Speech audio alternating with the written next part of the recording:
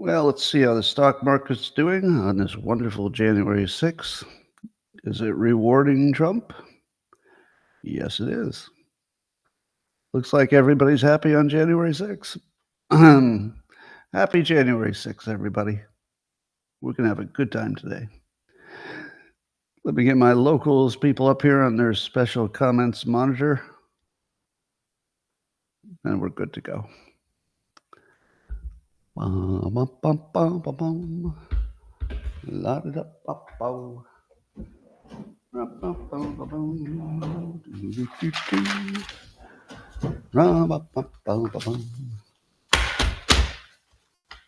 morning, everybody, and welcome to the highlight of human civilization, not just because it's coffee with Scott Adams, but because it's January 6th, the holiday we will all remember and maybe recognize for a long time.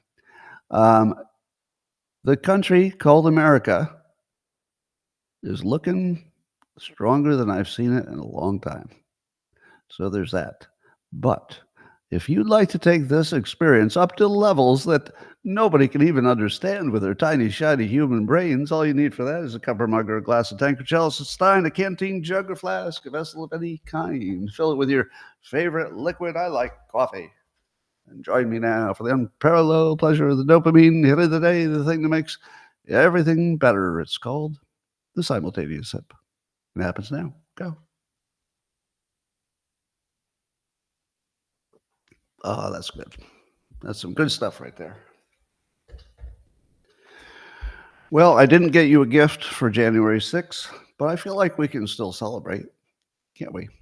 Well, that's a good day. Well, I've got some science stories. We've got some political stories. We've got some January 6th stuff and some Trump effects stuff. But here's starting with a little bit of a study. According to SciPost, written by Vladimir Hedry, testosterone spikes are linked to stronger political opinions in men. That's right. When men have higher testosterone, their political opinions harden and they get more, more certain and more forceful.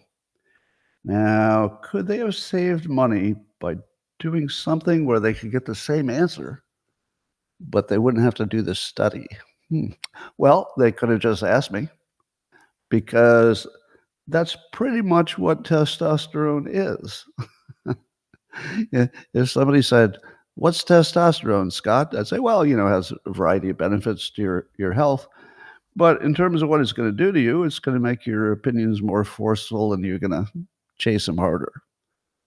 I thought everybody already knew that. Did we really need to do that in the study? Well, I don't know. I'll bet you if you measured the testosterone of the January 6th protesters during the height of the protest, I'll bet you would have found their testosterone was pretty high. I'll bet you would. And I'll bet if you measured them while they're in prison, except for today, they might be happy today, it probably would have been lower. So winning makes your testosterone higher. Higher testosterone makes you more confident. We knew all of these things. But let's talk about the Rasmussen poll that said 48% of, I think it was likely voters, say Biden is one of the worst presidents ever. 48%. Let's call it half. Now, I suppose Democrats said the same thing about Trump after, the first term. But that's pretty bad. That's pretty bad. All right, let's talk about January 6th. Kyle Cheney is posting on X that the Department of Justice revealed that it declined 400 cases that the FBI recommended for protesters at January 6th, the original, to be charged. The Department of Justice said no to 400 extra ones that the FBI thought should be charged when their only crime was entering the restricted perimeter. Their only crime was entering the restricted perimeter when the gates were torn down. And the FBI tried to get 400 of them into the legal system through that. Well, thank goodness the Department of Justice said that's too far. Um, and I think Molly Hemingway is pointing out that the FBI is obsessed by this. Don't you want to know who in the FBI was in charge of recommending that these 400 people be destroyed by the Department of Justice? So much so that the Department of Justice said, no, we're not even going to do that. We have questions. Who exactly thought that was a good idea? Because whoever you are, to me, that sounds like it was completely political. I mean, the 400 people. Remember, I told you that Republicans would be hunted? Well, I don't think it's more obvious than 400 people that the Department of Justice couldn't even bring it on themselves to charge them. So, yeah, FBI, you got a big problem.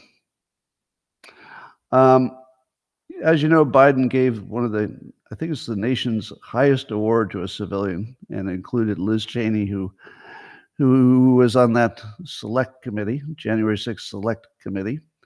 And remember that she hid exculpatory evidence about Trump? And remember, she did something like witness tampering. This Molly Hemingway was talking about this as well on X.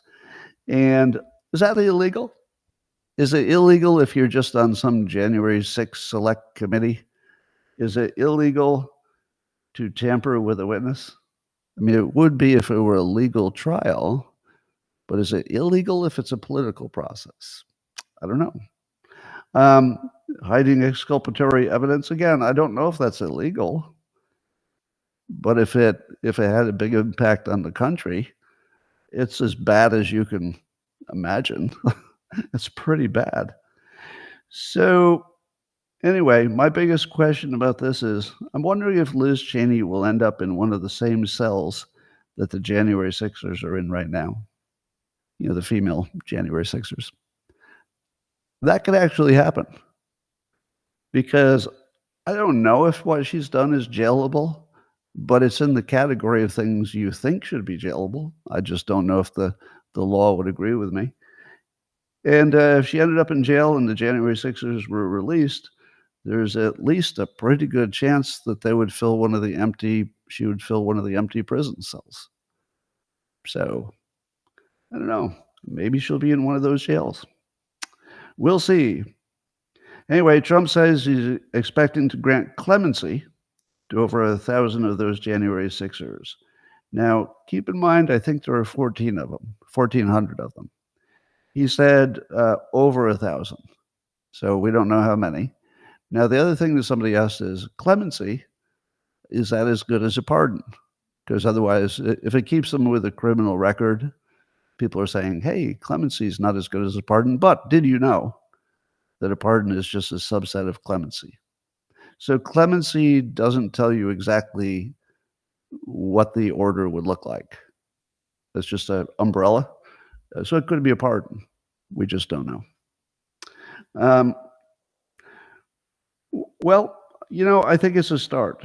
But if you're looking at the extremes, most of us would agree that at least 1,000 of them didn't do anything worthy of jail. So those are the easy ones. But what about the hardcore ones? What about the ones who genuinely look like they were in there to do some danger? Nancy Pelosi reminds us that at least a few of the January Sixers were talking out loud about finding Nancy Pelosi and doing damage. So she points out, as I would point out if I were in her position, that no, if they had not been stopped or she had not been protected, that she could have been badly injured. Now, I don't know if that's true, because it's possible that the protesters were just full of talk, and even if they had the chance, probably wouldn't have done it. But I don't know. And if I were her, I would certainly think that they might have. I mean, I wouldn't take it as hyperbole if it were happening to me. So could there be people who are at that extreme that should be kept in jail? I'm going to say no, they should not be kept in jail, because this is the special case of all special cases. If it were just a case of some people who did some dangerous stuff, I'd say, well, they broke the law, so jail. But what did they think they were doing? What they thought they were doing is saving the country from what looked to them like an obvious rigged election and the end of democracy in the United States, basically. So they were doing what the Tea Party, the real Tea Party, back in the beginning of the country. So they were doing what the patriots and the founding of the country were doing. They were applying some potential or actual violence to a situation in which they thought their country was being stolen from them or they were being abused by the government. Now, the fact that some people might argue that they were wrong doesn't make them wrong, meaning that they may have accurately identified a rigged election, and they may have accurately identified who was behind it. And if the penalty for rigging an rigging an election and being behind it was that it increases your physical risk, that's not really a situation I want to stop. You know what I mean? So certainly I'm not in favor of violence, but if somebody wants to react in a militant way because they saw something happen to the country that is a complete destruction of the country, I'm not sure that that's exactly like going on the offensive. To me, that looked like self-defense and national defense. I don't recommend it. I wouldn't want to see it again. But the people involved were trying to save the country, not destroy it. That's got to count for something. Were they wrong to do what they want? It's a separate question, but I would ignore it. I would ignore whether or not they made good decisions. And I would just say, were they baited into a situation that definitely looked like the country had been stolen? And were they acting in a way that would be appropriate if they'd been correct? And I think the answer is, if they'd been correct, and they might have been, then it wasn't that bad. You could understand it in a completely different context. So what she's trying to get away with, Nancy Pelosi, is trying to get away with making you think past the sale that it was a perfectly good election, in which case I would say they should all go to jail. If somehow they knew it was a good election and they did what they did anyway, well, yeah, you go to jail for that. But if they genuinely believed what at least half of the country probably thought, that the entire system had been rigged and had been stolen from them and they just lost America, yeah, expect some people to act in a pretty aggressive way. And if it happens again, I don't recommend violence, but you should expect it. You should at least expect it. You'd be creating the situation that pretty much invites it. So if you create a situation where you have not protected our elections to the point where the public can even tell if they were fair, you've got to take that responsibility on yourself, Nancy Pelosi, and everybody else who is in office. If you can't give us an election that even looks fair, whether it was or not, if it doesn't look fair, you did not do your job or even close, and there's going to be reaction to that. Don't recommend it, but there's going to be reaction. Well, meanwhile, Trump is the master of the fast start strategy, where you make sure that the first days in office or even before office, as he's doing now, that he comes in and makes a big splash. This is exactly the right thing a leader should do. They should make it look like things are happening fast and everything's going right and the first week is amazing, because that makes it easy to do everything else. If the rest of the country can say, wow, your first week on the job or even the first month before you were on the job, you're already killing it, then it weakens people's resistance because they say, wow, he seems to be getting things done and people like it. I guess I'll be part of that. So the persuasive power of the fast start strategy is amazing. It's like a first impression kind of thing that you can't shake later. So Trump is the best in the game at this specific thing, the fast start. I've never seen anybody even slightly, even slightly in the same category as him. He owns this, the fast start strategy. But what he wants to do, he says, is secure the border, renew the tax Trump cuts, the ones that were going to expire, and no tax on tips. But it does open the question of, is he going to put that all in one big bill where you have to vote for all of it or none of it? Because then I wonder what happens with Thomas Massey and me who don't like the omnibus bills. Are they going to just shove it all together? And I don't know. So I guess that's an open question. Pete Hegseth apparently will have the votes. It hasn't happened yet, but he will have the votes to be confirmed as Secretary of Defense. Majority Leader Thune says that he has the vote, so I'm sure he would know. So is that the Trump effect? Do you think you're seeing the Trump effect there? I think so. Because Hegseth had some issues, right? He had some accusations, which, by the way, he didn't, most of them he didn't run away from. He said he's got a past. He kind of owned up to it. And he doesn't have experience running a big department. So you could imagine that the Democrats would pick that one as the one to get tough on. But it looks like at least the Republicans are, solidly behind him. So that's all you need. So I think the fact that particular nomination is going to sail right through feels like the Trump effect, that people are just giving him a little bit of a honeymoon, saying, well, if Trump really wants this guy, let's see what happens. And by the way, I don't have an opinion, positive or negative, about Pete Hegseth, since I don't know him personally, and I don't know of any experience that's relevant to this job, except he's great with the military and they love him. So we'll wait and see.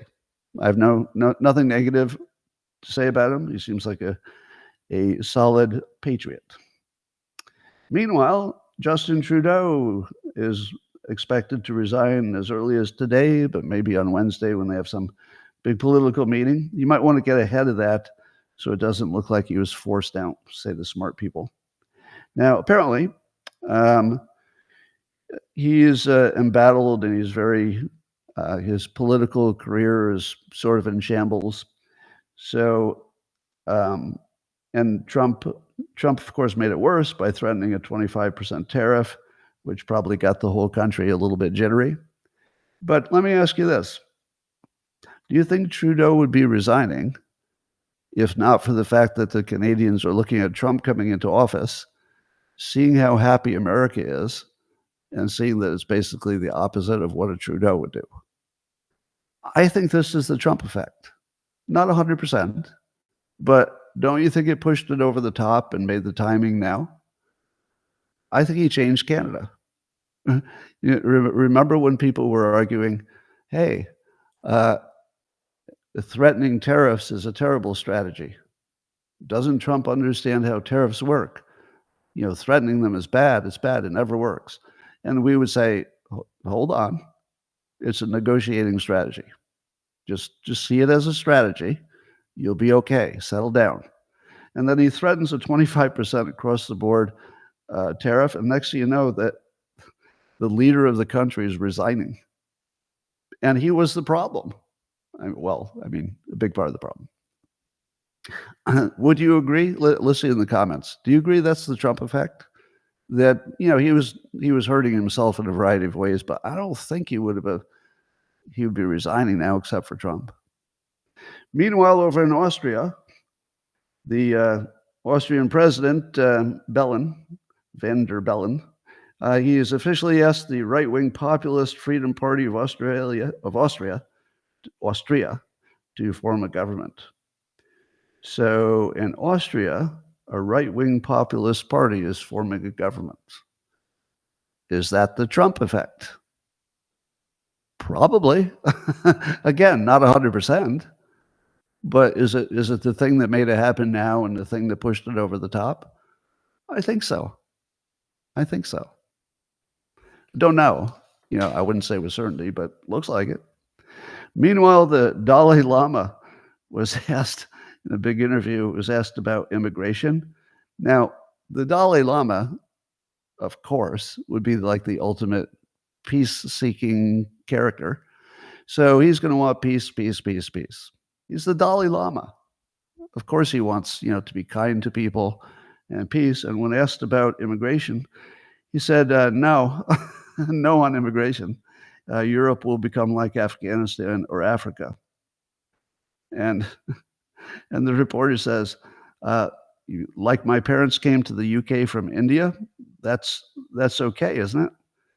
And Dalai Lama said, no.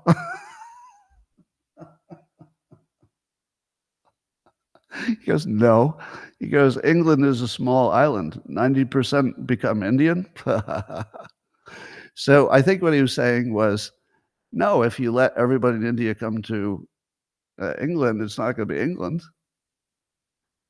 So even the Dalai Lama is against unrestricted immigration.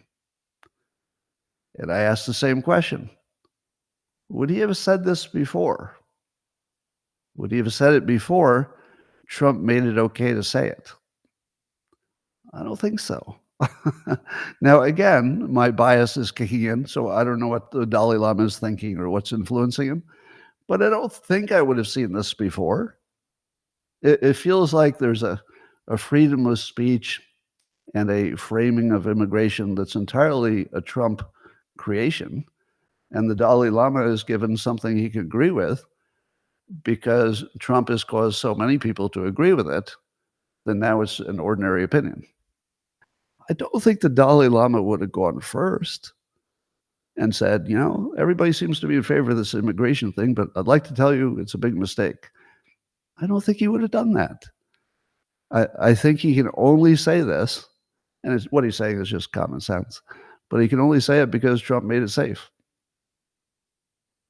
Meanwhile, over on CNN, Fareed Zakaria was saying that how much better Florida is run because he spends time in Florida and New York State.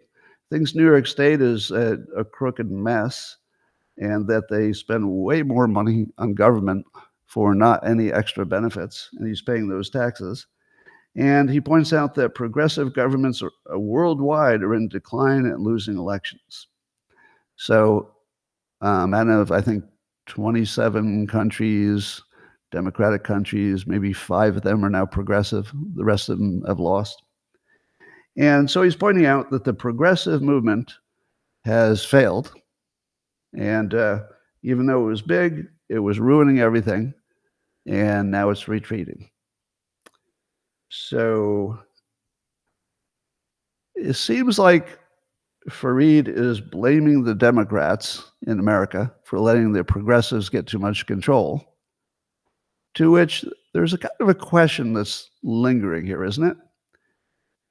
How in the world could the progressives have had so much control in America unless CNN backed them and MSNBC and the rest of the mainstream media?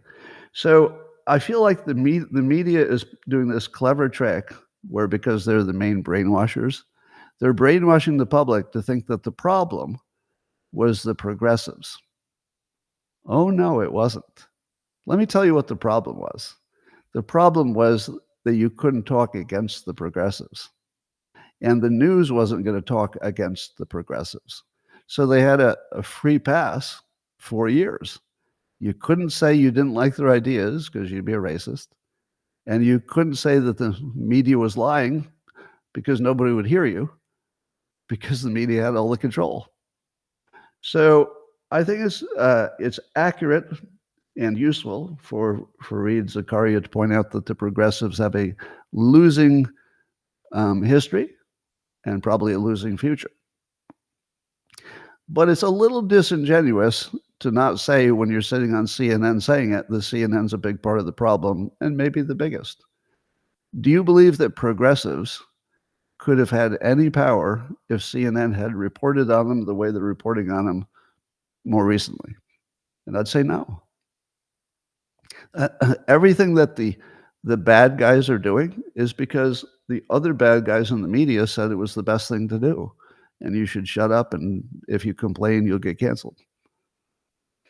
So, yes, the news is trying to blame the Democrats, and the Democrats would have a good point if they blamed the news instead. Lex Friedman went over and talked to Zelensky. I haven't heard the whole thing, but I've seen some clips. It seems that Zelensky is very pro-Trump.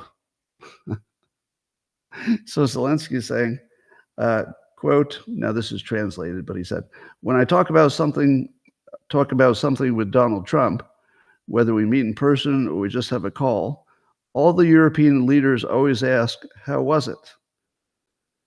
Now, apparently, that's not normal. That I guess if he meets with Biden, nobody asks, how was it? But if he meets with Trump, everybody's curious. And then it goes on to say, this shows the influence of Donald Trump, and this has never happened before with an American president. I tell you from my experience, this also gives you confidence that he can stop this war. Zelensky's all in on Trump. Is this the Trump effect? Yes, it is. This one's unambiguous. That's the Trump effect. Trump has already got the two warring sides to say, we're just waiting for you, big guy. Right? They're just saying, well, we're just waiting for you because we know you're going to wrap this up. And I know that you're going to tell both of us to do things we don't want to do, but we can't just do them because then we'd be surrendering. So we need you to lean on both of us because that's what we both need. We need Trump to lean on us so that when we say, I definitely don't want to make this concession, but mean old Trump's going to make me do it. And then everybody's happy. It's the Trump effect. He's ending wars. Incredible. And then more Trump effect. So Bill Maher has on his Club Random show, so that's his side show, not his regular show. He had actor John Cryer. Now, John Cryer is sort of politically oriented for an actor, and he's very pro-Democrat. But the clips, which I believe are chosen by Bill Maher himself or his team, is where Bill Maher is basically mocking John Cryer for being in a news bubble and not understanding anything that's really happening. Just imagine that. He has on a guest who's just nothing but a left-leaning super Democrat, anti-Trumper, and the tenor of the conversation is Bill Maher, famous lefty, telling another Democrat activist that he doesn't even understand anything, otherwise he wouldn't have that opinion. Is that the Trump effect? Yes, it is. Yes, it is. Indirectly. I mean, there's lots of things going on, but that's part of it. Now, I would like to, for the record, I've met John Cryer. So when 2.5 Men was a big thing on TV, they once had an episode in which they mentioned Dilbert, the Dilbert comic. So the writers and the producers asked for permission, and I think I asked in return. After, of course, I said yes, but I asked if my significant other at the time and I could attend a recording of the show. So we got to sit in the front row and watch them actually do the show. It was fascinating.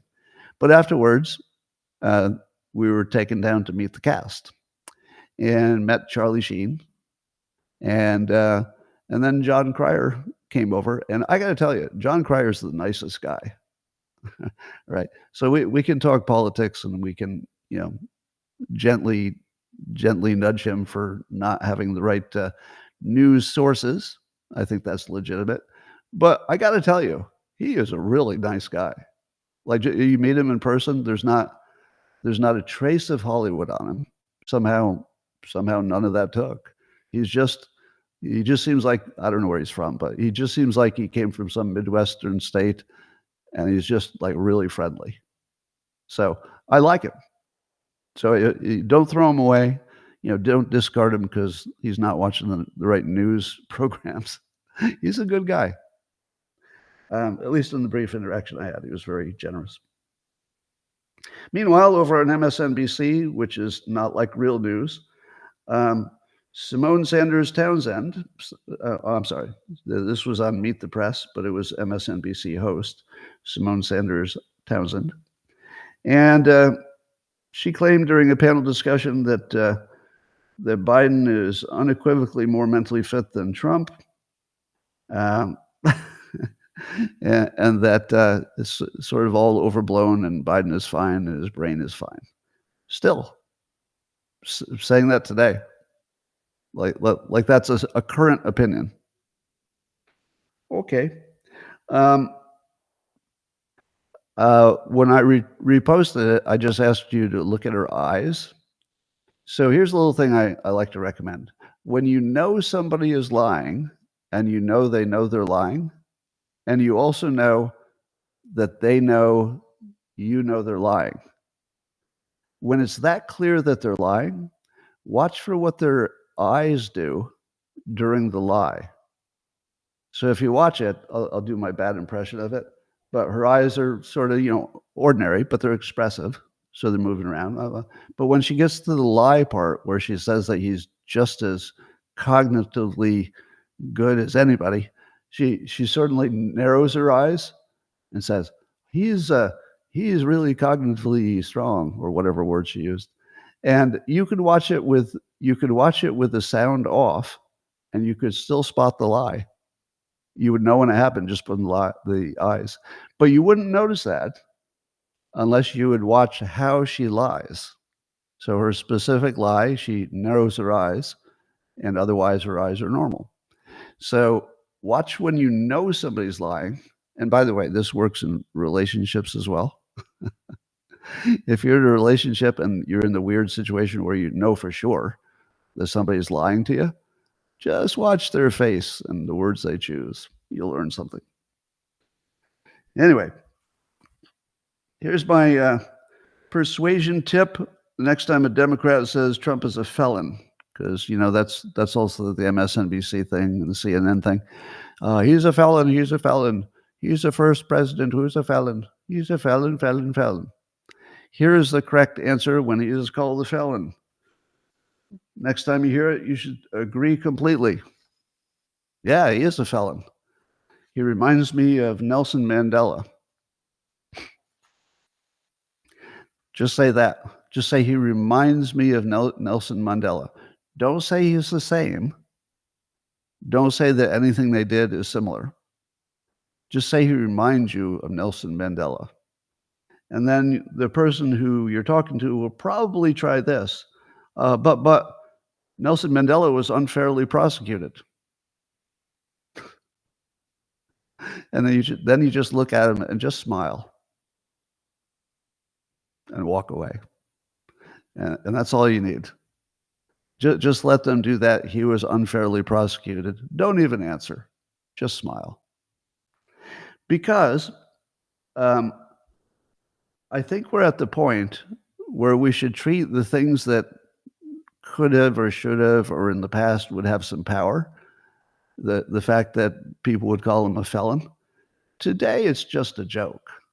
For the same reason that we're celebrating January 6th as a holiday, everything the Democrats said, we now understand to be fake and backwards and evil and corrupt. So you can't take any of this seriously anymore. And I think Trump has, opened up our ability to just understand that when the news says he's a felon, we just laugh at it. And if you take it seriously, they're going to keep saying it. So don't take it seriously. Just say, yeah, he reminds me of Nelson Mandela. Now, if you don't like that association, because I hear some people say, but you don't know, Scott, Nelson Mandela did horrible things. And I don't know, maybe he did, maybe he didn't. But if you don't like that one, use Martin Luther King. Just say, yeah, he reminds me of Martin Luther King. And then when they say, but Martin Luther King was brought up on fake charges, just say, have a nice day. Because what you're trying to do is just mock them out of existence and make an association they don't like. You're not trying to be logical, right? The goal is not to use your superior logic to show that this case is like the other case. No, Just make the association and smile because you're happy about the association. That the felon allowed you to see him as more like a Gandhi, more like an MLK, more like a Nelson Mandela, and just leave it there. All right. According to Zero Hedge, Governor Newsom, my California governor, he says he's issuing an executive order directing state agencies to look into or target ultra processed foods and related health concerns. Now, that sounds exactly like what RFK Jr. wants to bring to the nation as a whole. But now we see that California and Newsom are front running it. They're getting ahead of it. Do you think that would have happened if Trump had not decided that RFK Jr., Democrat though he had been, is the right man to fix this problem? I don't think so. Again, I think this is the Trump effect. I think Newsom is trying to front run something that they had completely ignored, the health impact, and he's trying to look like when he runs for president. Imagine, if you will, how good Republicans are going to look if RFK Jr. pulls this off and he gets the food companies to start serving us real food instead of poison. And that would be hard to compete against, because that's even deeper than your pocketbook. That goes right down to, how do you feel? How's your health? Are your kids thriving? I mean, this is the deepest of the deepest persuasion. If you can fix somebody's food so that it doesn't make them unhealthy, you can't get deeper into somebody's soul than their stomach. So the Republicans, through RFK Jr., have the ultimate, it's the ultimate political, it shouldn't be political, but it is, political winning thing, if he can pull it off. And I think he can. So it just looks like Newsom's trying to get ahead of the parade because he knows he has to. I don't think this would have happened otherwise. It's a Trump effect. All right, so a lot of people have asked me, what do I think of this Tommy Robinson situation over in the UK? And honestly, I hadn't really been following it. And also, honestly, I'm not really up on all the details. So I'm just going to give you my general impression from another country. My understanding is he was an outspoken opponent of unrestricted immigration. So far, I'm right? But what he's in jail for at the moment is not related to just being outspoken, but rather, maybe some contempt of court or some related thing, but certainly all stemming from the one thing. There's one thing, which he wants to have free speech and be able to say, the country is going to be destroyed. Now, I'm going to say it in a way that I think you'll find compatible. If you were, I said this in the man cave, I'll try it out here. If you were to take a bunch of Mormons and Christians and put them in the same state, how would they get along? Fine. Mormons, Christians, no problem. Now let's mix in some Jewish Americans. How do they get along? Fine. Mormons, Jews, Christians, fine. Now let's throw in some Hindus, but American, not in India, but in America. So now some Hindus move in. You throw them in with the Jews, the Mormons, and the Christians. How do they get along? Fine. You might not know this, but where I live, tons of Indians, tons of Hindus. If I'm invited to a party, pretty much there's going to be a Hindu there. You can rely on it. How do they get along? Perfectly. No problem at all. How about the atheists? Now I throw the atheists in there. Well, the atheist might say, I'm more in favor of abortion, something like that. But will they get along as neighbors? Yeah. Will they respect the same system? Yes. Now you can do it with ethnic groups. Say a bunch of Italians came over earlier in the century. How'd that go? Well, a lot of discrimination. There were lots of name calling. They're like, Italians, we're Irish. We can't be spending time with all these Italians. Then the Germans hate the Irish, and the Irish doesn't like the Poles, and all these ethnic groups are kind of not getting along. But 100 years later, we don't even think about that stuff. When was the last time you heard somebody being mocked for being Irish or Italian? It just isn't really even a thing. So they assimilated, everybody's getting along. Now, what do all of those people who get along have in common? It's not about being white, because remember, I threw the Hindus in there.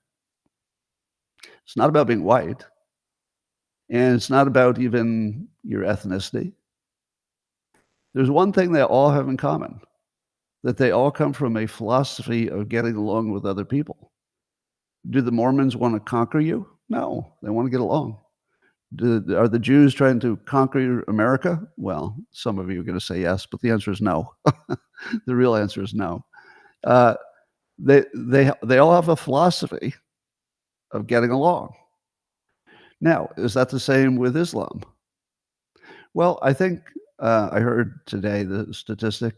There's something like a quarter of Islam, which is the minority, but a quarter of them worldwide are pretty sure that Islam has to take over everything and be in charge. But here's the good news. 75% are not about that at all. 75% are just want to get along, just want to do their thing. You do your thing. We won't bother you. You don't bother us. Great. Works for me. But what happens if you bring in so many Muslims that they form like an area in the city, and they've got sort of their own culture? What happens with the 25-75 split? Do the 75 use their influence and say, you guys are bad for us, so you better cut it out. We're going to keep you from being extremists because it's only 25% of you, and of the 25%, a much smaller number have any interest in any violence, right? So it's a very small number. But put them all together and come back in 10 years, and what's it going to look like? Did the reasonable people talk the unreasonable people out of their violence? Well, unfortunately, violence really works, meaning that if some of them are committed to violence or death, they're eventually going to scare everybody else into going along. So eventually, if you come back, that small minority will have convinced everybody that they should be pressing for Sharia law. All the other groups I mentioned are not going to do that. They're happy with the American system. But the Islamists, again, small percentage of them, would effectively co-opt the peaceful people in their ranks who wouldn't want to break ranks. So given that Islam has a conquest philosophy or mentality built into it, that again, 75% of the people are not buying into, but 25% is almost enough to guarantee that the rest will get co-opted into a more conservative, extreme version of Islam. That's my take. Now, if I say that, have I insulted any people, ethnicity, or religion? I don't think so. I think I just said they have a different view, and if you fast forward it, there's sort of an obvious outcome.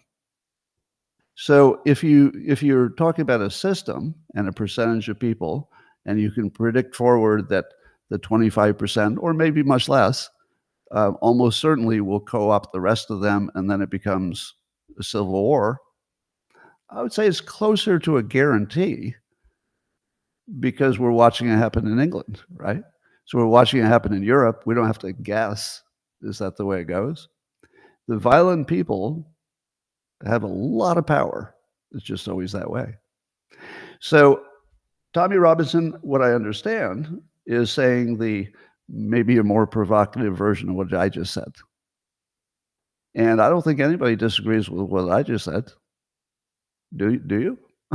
Is there anybody here who disagrees that these are not similar systems? So let me say it in the summary. You cannot treat the immigrants who have a philosophy of getting along with the immigrants who have a philosophy of conquest. If you treat them the same, you can't be in power. That's a problem. Now, did Tommy Robinson do anything I don't know about that if I did, I'd be mad at him? I don't know. But I'm also not caring because I think the Tommy Robinson thing has everything to do with the public saying, if he can't talk, we can't talk. And we want to talk. So Tommy Robinson is nothing about Tommy Robinson. That's the first thing I learned, or it's my opinion based on what I've looked into. If you think Tommy Robinson is about some crime he did or didn't do, I don't know what he did or didn't do, you're on the wrong topic. It's about whether somebody can say something that's true and obvious and really important, or if he's going to be suppressed. Now, why are we all talking about Tommy Robinson more than we've ever talked about him before in the United States? What's causing that? Now, you're going to say Elon Musk, right? I think it's simpler. I think it's the Trump effect. Because the Trump effect allows us to see this as essentially a kind of censorship that will destroy the country for sure. And so we're reacting to Tommy Robinson, and I see many of you backing him, want him out of jail. And it's not because of anything he did or didn't do criminally. It's about as long as he's in jail, the Muslims are winning, and there are the few of them within the group that want a conquest. So if you want to defend yourself against what seems like an obvious risk, having a system come in where conquest is the primary element of it for 25% or less, you've got to be able to talk about it, and you've got to be able to offend people when you do it. Ideally, you wouldn't offend anybody, but you've got to have the right to do it. Otherwise, you're going to be censoring yourself to the point of being useless. So Tommy Robinson is more about showing incredible bravery for something of incredible importance.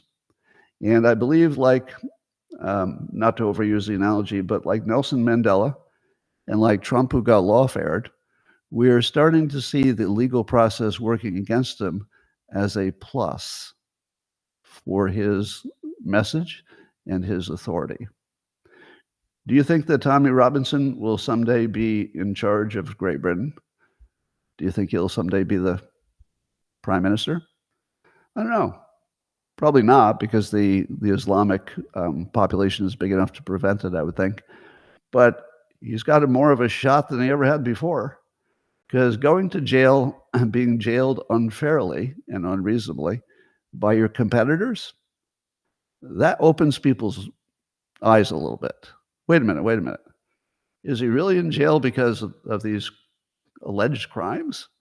Or is it really all about just the one thing, that we don't have freedom of speech in the UK, and he's trying to say things, and we don't like it because it'll hurt feelings of the people trying to conquer us, as well as the 75% who are not. So you were asking me for my opinion, and my opinion is that I want Tommy Robinson freed because I want free speech in my country. I want free speech for the people in Europe, if they can get it back. I think it's too late. I think actually Europe's largely going to just become Islamic. So, because there's a point of no return. You know, once your population reaches a certain percentage of the conquering philosophy, and they're willing to die for it, you're pretty much going to go that way. We're not there, but we're trying to avoid getting there. All right. Biden, there's another story that says Biden is going to ban some offshore drilling before he left office. And you probably had the same thought I did, which is, well, then Trump will just reverse it because it's an executive order. And then somebody said, he can't reverse it. And then I said, what do you mean he can't reverse it? If it's done by executive order, another executive order can't reverse it. And the answer is, maybe it can't, because it turns out, the AP was reporting this, but I think The Hill or somebody said that There's some kind of Outer Continental Shelf Lands Act that gives the president the right to block drilling in certain areas, but not the right to reinstate it. What? What? How could there be an existing act that says the president can do a thing but not undo it? To me, that sounds like Supreme Court, right? If if Trump on day one reversed it, which by the way, I'm not sure we even want to. We'll talk about that. But if he did reverse it, would the court say, "Oh, you can't do it because the Outer Continental Shelf Lands Act," or are they going to say, "No, there's a reason we give presidents broad authority. We like a strong president. An executive order is simply how to interpret something. You know, it's more about not changing the law. You just change how it's interpreted." Do you think that Trump could just say, "Well, I interpret this Continental Shelf Lands Act as, you know, a political law and not a functional law," or something like that? Now, it seems like there'd be some argument he could make that he could do it, and then just take it to the Supreme Court if you think it's important. But here's the thing you should know. The places that were banned were places that nobody's doing any exploring and was unlikely to ever become a place that got energy. So the main places that we do the offshore drilling are still unaffected. So it's not the biggest thing in the world, but since Trump said drill, baby, drill, he might want to give the industry at least the option that so far they've not been that interested in. Sam Altman, the head of the ChatGPT OpenAI, has a few interesting things to say today. One, he said that AGI, which is the super intelligence, which is a whole different technology than the current AI. The current AI is just looking for patterns and it hallucinates, and it's, you know, there's a limit to what it can do. It's amazing, but there's a limit built in. But AGI would be a different process. I don't know what it looks like. But Sam Altman says in a new blog post, quote, "We are now confident we know how to build it." AGI, that's the good kind of AI.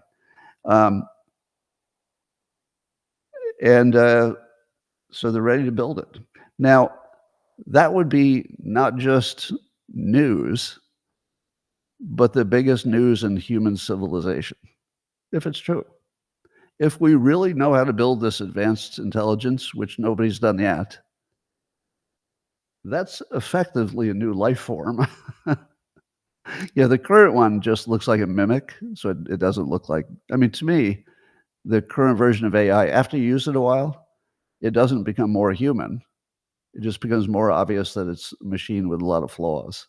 So the more you use the current version of AI, the less it seems like a person, because it just doesn't have the same characteristics.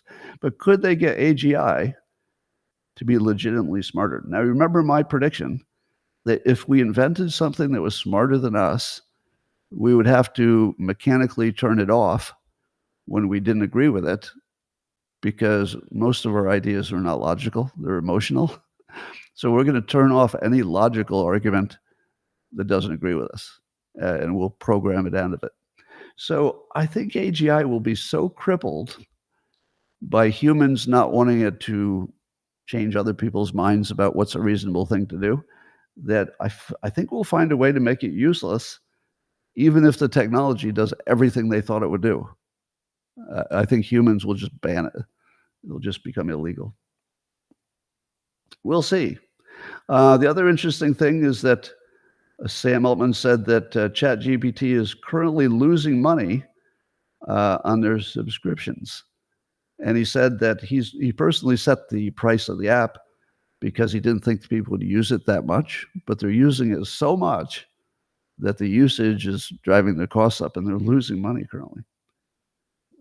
So I think that's a hint that the price is going to go up, but we'll see. In other news, Candace Owens is making some more news. This is reported by Shadow of Ezra. I saw this on X. So in a recent interview, Candace Owens said that pedophiles are intentionally placed in positions of power because it's easier to control them. because you can blackmail them, etc. And she further suggested, here's where it gets really interesting. There's not a coincidence that Justin Trudeau, Barack Obama, Zelensky, and Emmanuel Macron of France are all gay, she says. This is her claim. Uh, and she alleged that Macron is married to a transgender man who molested him when he was a child. Now, I would bet against that last part, but anything's possible. Like, I guess I wouldn't be shocked if the most outrageous claims here turned out to be true, but I don't have proof of these claims. However, what do you think of the general concept that we have an unusual number of leaders who are in the closet, or they're doing something illegal with children? What do you think?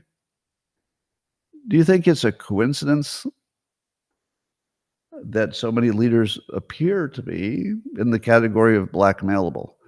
And when they're not blackmailable for sexual reasons, isn't it weird that Biden got selected and he was so blackmailable for his overseas crime family activities?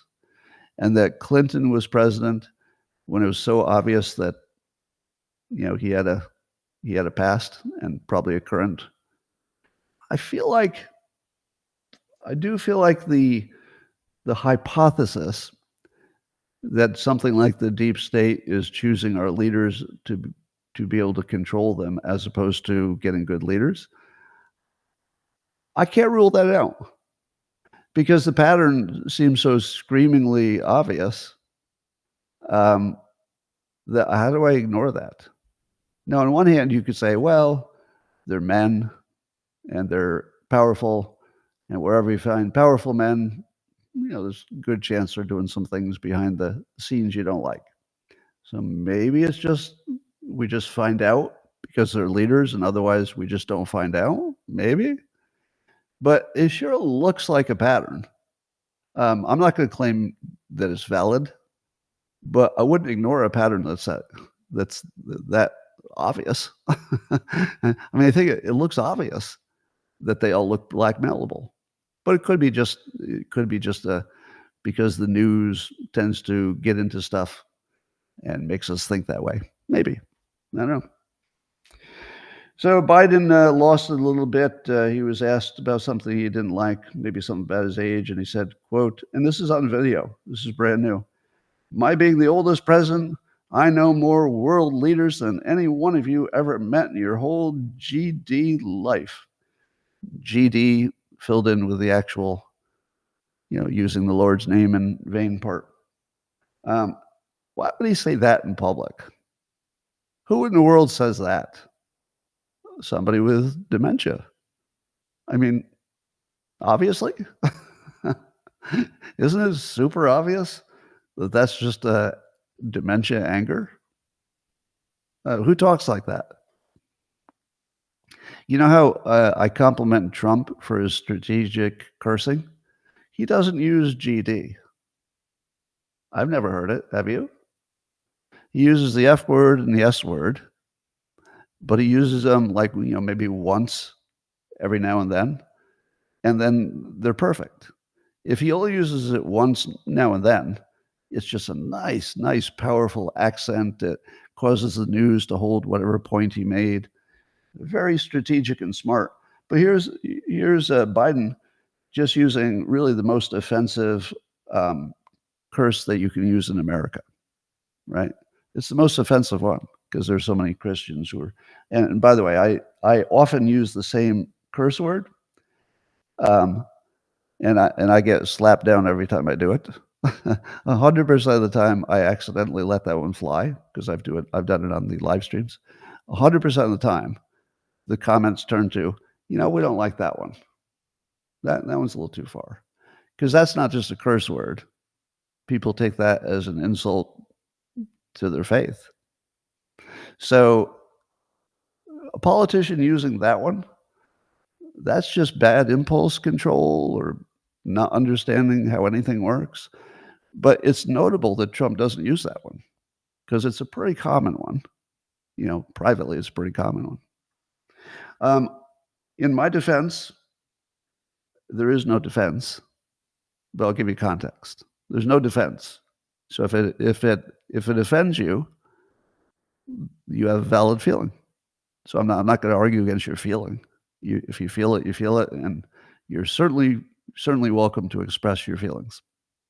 But here's what you should know. I'm not a believer.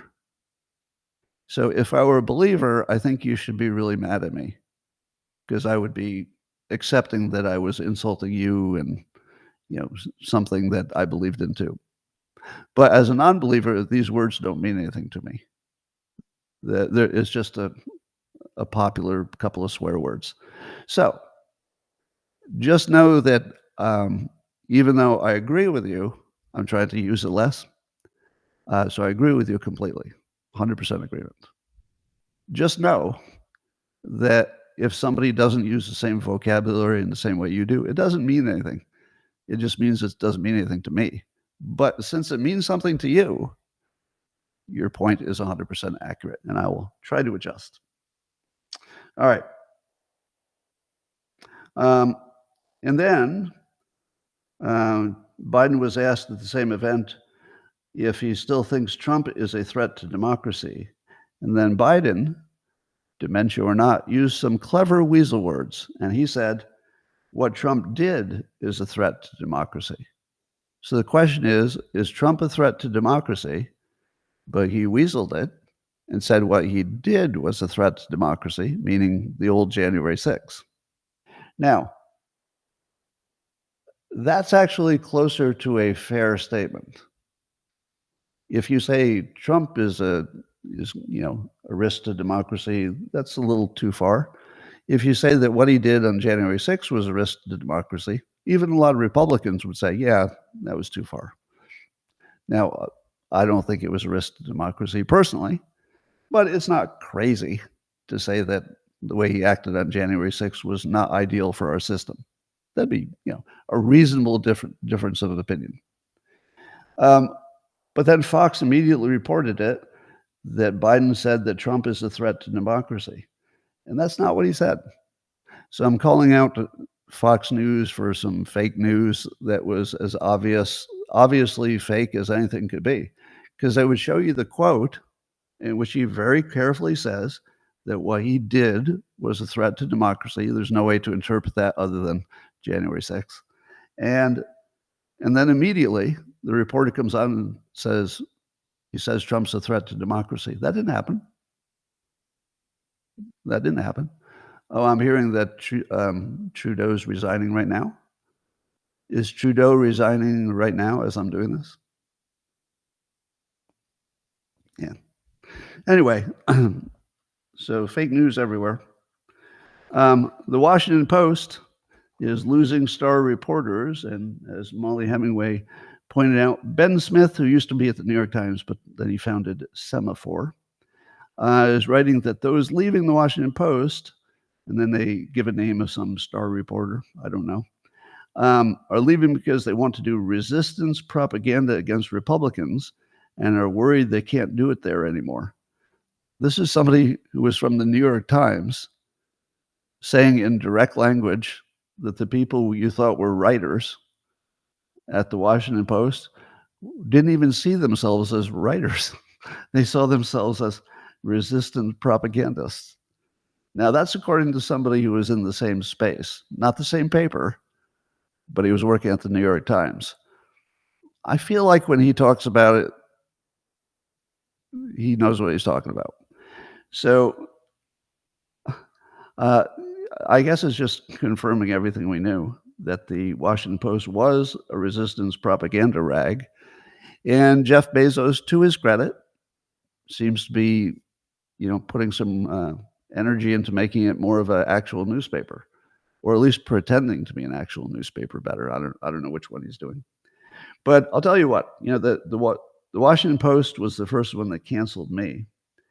And the first thing I feel about that is, honestly, it is a great relief that I don't take money for my comic strip from a fake news organization that saw themselves as resistance propaganda.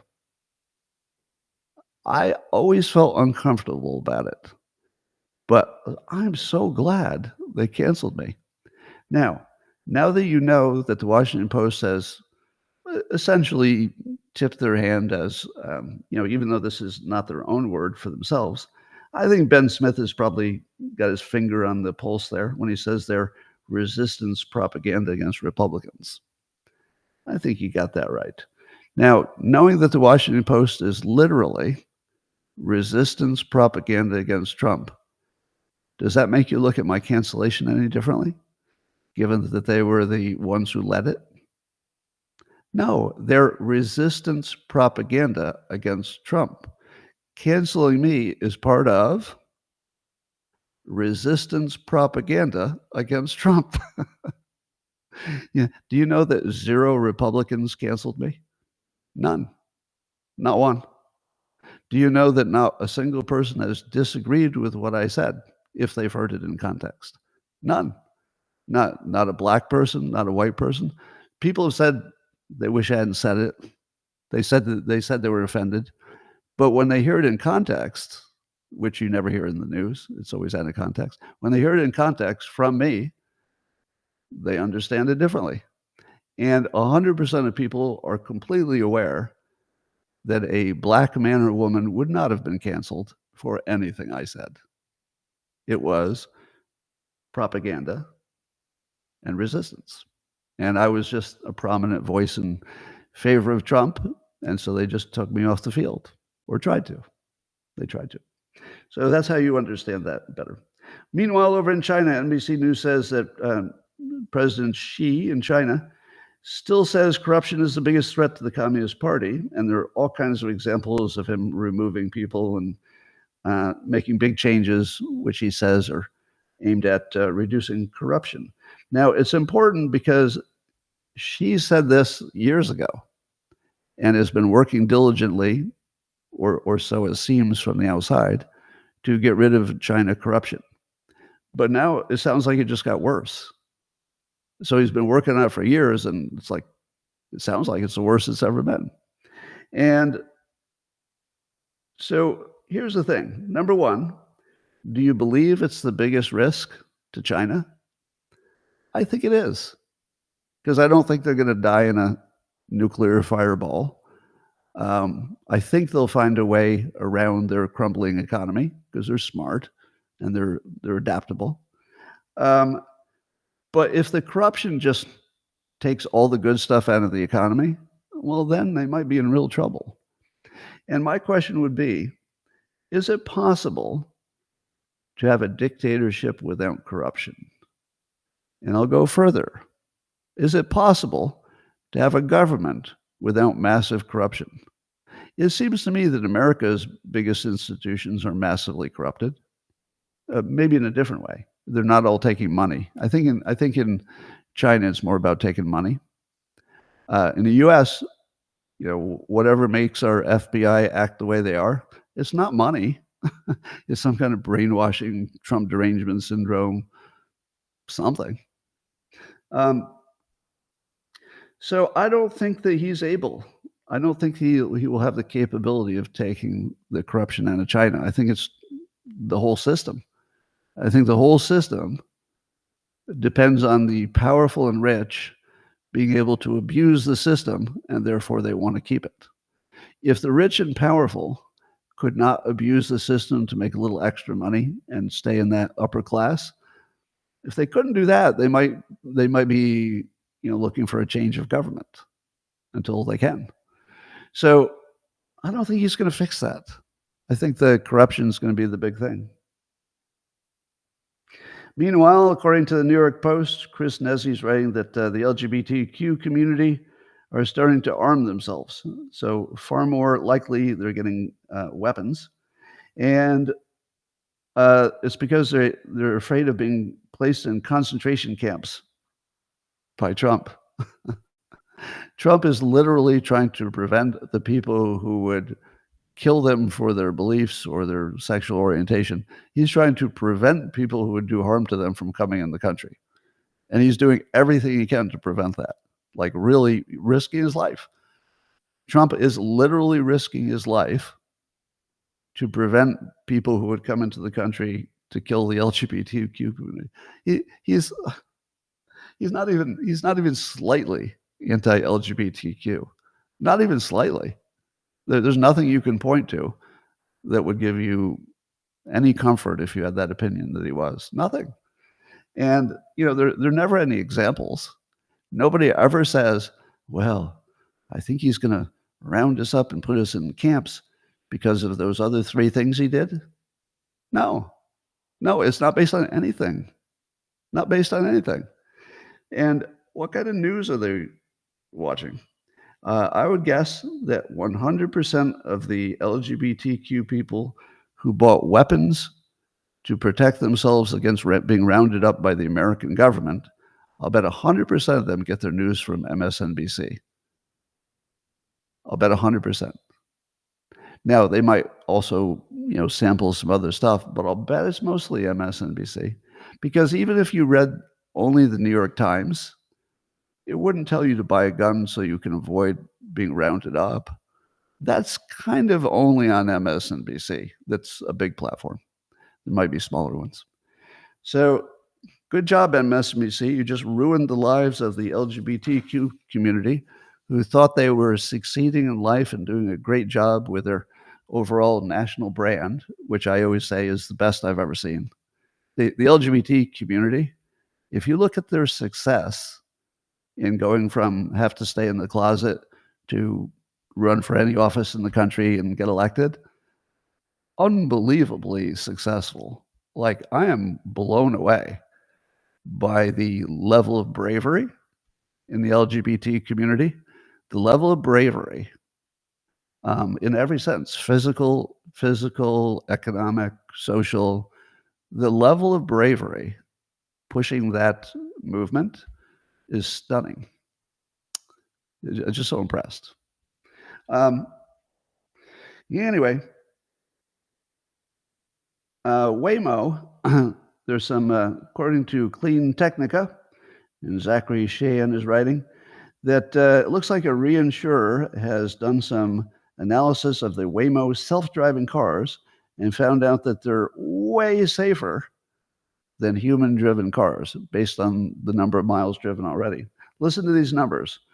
The Waymo driver, the Waymo, the self-driving car, is an 88% reduction in property damage claims per mile driven. 88% less property damage, meaning running into cars and flagpoles and stuff. The self-driving car, the Waymo, was a 92% reduction in bodily injury claims. 92% improvement in basically harm to the driver. 92%. And the Waymo car was involved in 9 property damage claims over the period they looked at, and 2 bodily injury claims. So it's not 100% safe, but nothing is. So 9 property and 2 bodily injury claims, over 25 million miles driven. For human drivers, how does that compare to 9 property damage and 2 bodily? If you control for miles driven, the total expected for the human in the same miles driven would be 78 instead of 9 claims of property damage, and 26 bodily injury claims compared to 2 for the self-driving car. Now, I remind you that not too long ago, Elon Musk made the prediction that when he said it, he said, we're not there yet, but we're really close. And he said, it will very soon be true that the self-driving cars are way safer. Not just as good, but way safer than human-driven cars. And we're there. We are there. Now, this is one of the biggest days in the history of Tesla, even though we're talking about Waymo, a competitor, because Tesla probably is going to have the best self-driving car situation. And it's a major part of their business going forward, it looks like. This is a turning point. Here's the bad news. It is my opinion that the way the world works For example, requiring you to use a seatbelt. How many of you are old enough to remember when that wasn't required? Seatbelts, I am. I remember when they first said you have to put it on, and I remember thinking, "Oh my god, the government is like overreach. Like they're telling me what to put around my waist, when I'm on my own." And, for I don't know, maybe a year or two, every single time I put on my seatbelt, I bitched about it. Even maybe mentally, I'd be like, "Ugh, the government making me do this unnecessary safety thing." Now, fast forward 20 years, I can't imagine not putting a seatbelt on because it's just common sense. Of course, you're going to put a seatbelt on. Of course, you are. And even if you don't want to do it for yourself, don't you have any loved ones that would prefer to see you survive a car crash? Don't you have any respect for the healthcare system and other drivers on the road and everything else and cost of insurance? So to me, it starts as like this huge government overreach, but then when you live with it and you get used to it, because you can get used to anything, you look back and you go, "How did we ever not have seatbelts and not have them required?" Now look at self-driving cars. If they're 10 times safer, 10 times safer, you think it's not gonna be against the law for a human to drive a car in the future? Of course it will. It's guaranteed.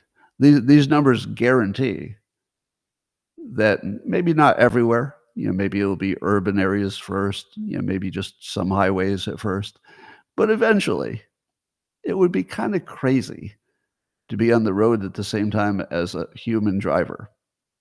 Once you get to the point where 80% of the cars are self-driving and you're in one and you're just happily in your safe self-driving car, and then you see some human drivers go by, what's gonna be your first reaction? It's like, "Oh, shoot, look at all these human drivers.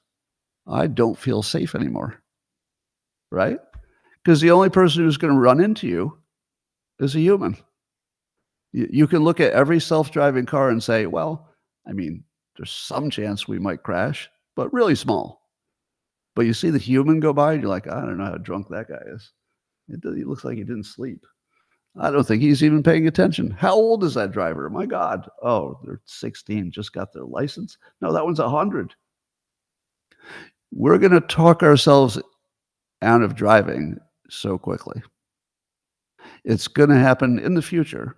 I think it's still several years in the future, but it's coming. There's nothing to stop it. Your driving will be illegal in populated areas. All right, so here's some science, rounded out with some science. So according to SciPost, Eric Dolan is writing, um, that your romantic relationships are better if you have a positive view of the world. They had to do a study to find out if you would be more romantically attractive if you had a positive outlook. Um, you didn't really need to do that. You could have just asked me, "Scott, are optimists better off?" And I'd say, "What domain of life are you talking about?" And then the person would start to answer, and I'd say, "No, I'm just kidding.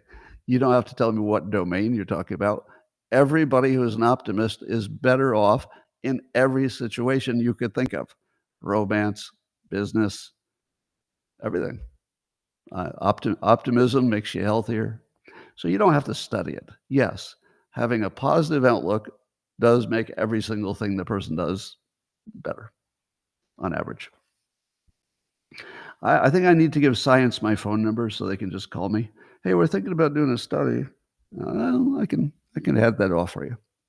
Also, same writer, Eric Dolan in SciPost, um, says there's a new study that challenges the assumption about social media's harm to mental health. So they did a study and they found out that the people who used it more wasn't much different. But here's what I think they did.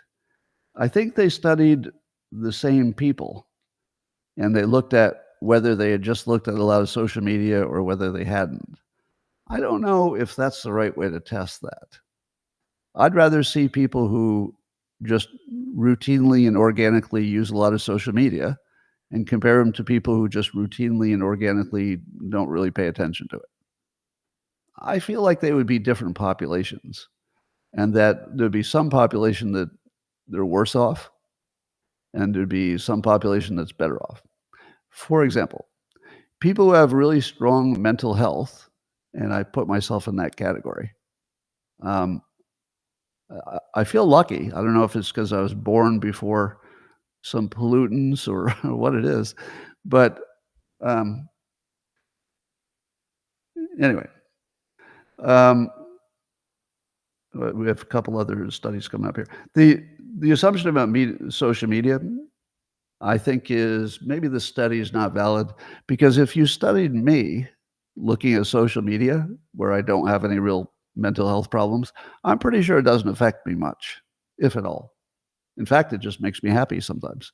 If it's good, if I'm watching kittens play with dogs, it's not making me unhappy. But if I had poor mental health and I also had a strategy that kept me with poor mental health, which is spending time looking at sad things, maybe my social media would start to become full of sad things. And then I would get sadder because I made the mistake of thinking I should look at sad things. When I go to social media, I'm like, ooh, kitten hugging a dog. Let me watch this for a while. And then next thing you know, my feed is full of kittens hugging dogs. And I'm like, oh, these are great. I can't wait to do this a little bit more. But if you were starting out as a negative person with a mental health problem and you click on the wrong things, UK police commissioner threatens to extradite and jail US citizens over online posts will come after you. Oh, that can't possibly be true. Oh, Great Britain. The UK is just dead. They're so gone. Yeah, try it. Just come for us. Let's see how that works out for you. Nobody will ever visit your country again, nor should they. All right. Then there's another study that interacting with your family may boost your immune system, of course. But they talk about in the study, this is in Tech Explorist, Pranjay Malawar is writing. And so it points out that we know that loneliness is implicated in heart disease and some other health problems. But if somebody is lonely and that causes them to have more health problems than they normally would, and then let's say they die of one, what's the cause of death? So loneliness causes you to have poor heart health, and then you die of poor heart health. Was the cause of death heart, or was the cause of death loneliness? Loneliness caused the heart problem. Well, of course it would be, scored as the heart problem. But I think if we coded it as a loneliness death, not that we'd be able to measure that very well, but if we called it a loneliness death, we would treat it differently. We'd say, oh, there's a national loneliness crisis. But if we say that people are dying of heart disease, then we say, oh, the lonely people just need to try harder and get some friends. It doesn't seem important, does it? But if you knew that 30,000 seniors a year were dying from loneliness, I'm just making that up, but I wouldn't be surprised, then it would be like this national thing. So the way you code it as the cause of death really makes a difference. And I think that we're ignoring the loneliness crisis because it doesn't have a death rate attached to it, and that we measure to things that we can count. You can count deaths. Can't really count loneliness as easily. So it won't ever be treated until you can measure it in some objective way. So that's bad. Then I saw the Daily Mail is writing about a mysterious fog sweeping the U.S. Now, first of all, I don't know if the fog people keep talking about is mysterious. I have not seen any local mysterious fog. But I will say again that in the past year or so, the clouds where I live are completely different than any time in my adult life. What is that? So where I live in California, we don't have the same weather as other people. So in the summer, it would typically be, 100% blue sky, or in the winter, maybe 100% overcast and rainy. And sometimes, but not often, there'd be mostly blue sky, but, a few little patches of fluffy clouds. And it would be the same kind. You'd look up, and if you saw some fluffy clouds, you might see more than one, but they're all the same type. Fluffy, fluffy. Maybe there'd be a little bit of a second kind of cloud, different part of the stratosphere or something. But lately, if I walk out, I will see every kind of cloud at the same time. And there'll be, contrails going through it, and I'll see wisps, I'll see rows of things, I'll see things that look like they're symmetrical, and I'll just look at the sky and I'll think, I did I live my whole life and never see this sky? And it's routinely completely different than it's looked before. So much so that I've been taking pictures of it for a long time. And my pictures are just, I've never seen this before. So is there something going on? Well, did you know that in 1950, the US Navy sprayed a massive amount of bacteria in the air 2 miles off the coast of San Francisco? This is in the Daily Mail. And what they wanted to do is they thought that the bacteria was harmless, but they had some way of tracking, how far it went and whether it got into people or something. But it killed at least one person and hospitalized a bunch of others. But if you're wondering, Scott, would our government, without telling us, gas the citizens and use it in fog or something and use it as a way to spread some deadly thing? And the answer is yes. Yes, they would. They did it in the 1950s. What changed? Nothing. Nothing changed that would cause them to think differently and not do it in current times. They would just have to have an argument that it made sense, or an argument that it wasn't hurting anybody. So I don't think the fog story is real. I don't think there's any kind of experimenting going on. But I hate the fact I can't rule it out. Can't rule it out. I hate that. Anyway, that's all I got for today. I'm going to say hi to the locals people just quickly because I went too long. Locals people, I'm coming at you. The rest of you, I'll see you tomorrow, same time, same place. And happy January 6th.